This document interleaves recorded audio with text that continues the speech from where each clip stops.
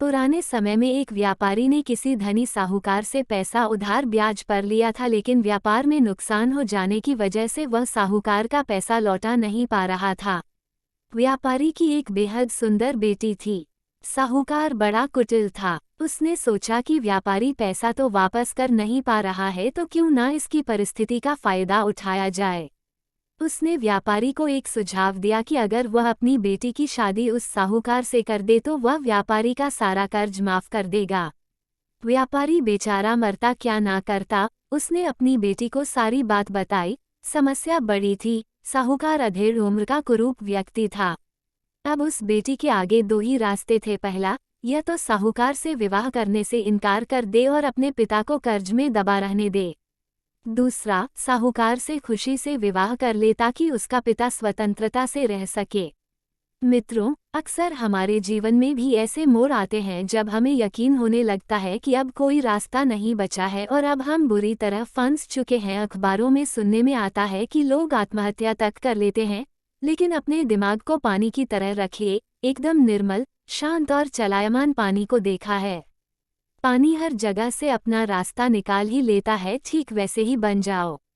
आगे देखिए लड़की ने क्या फैसला लिया। लड़की ने साहूकार के आगे एक शर्त रखी कि साहूकार एक थैला लाए और उसमें 2 गोलियां डाले, एक सफ़ेद रंग की तथा दूसरी काले रंग की। इसके बाद लड़की उस थैले से आंख बंद करके कोई एक गोली निकालेगी। गोली अगर काली निकली तो लड़की साहूकार से विवाह कर लेगी और उसके पिता का कर्ज माफ कर दिया जाएगा।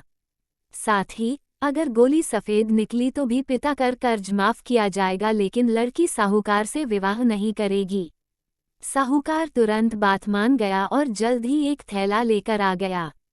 अब वो जब थैले में गोलियां डाल रहा था तो लड़की ने देखा कि साहूकार ने चालाकी से दोनों गोली काली ही थैली में डाल दी है।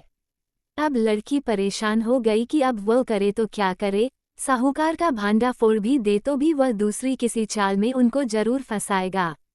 लड़की कुछ सोचकर आगे बढ़ी और उसने थैले से एक गोली निकाली और गोली बाहर निकालते ही उसे हाथ से छिटका दी, जिससे गोली नाली में जा गिरी। लड़की बोली, माफ करना, गोली मेरे हाथ से छिटक गई, लेकिन चिंता की कोई बात नहीं। थैले में अभी दूसरी गोली भी तो होगी, उसे देख लेते हैं। अगर गोली काली निकली तो मैंने सफ़ेद गोली उठाई होगी और थैले में गोली सफ़ेद निकली तो मैंने काली गोली उठाई होगी।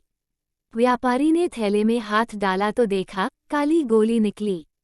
व्यापारी बोला, आहा बेटी, थैले में काली गोली बची है, इसका मतलब तुमने सफ़ेद गोली चुनी थी। साहूकार बेचारा बोलता भी क्या, अगर बोलता तो चोरी पकड़ी जाती।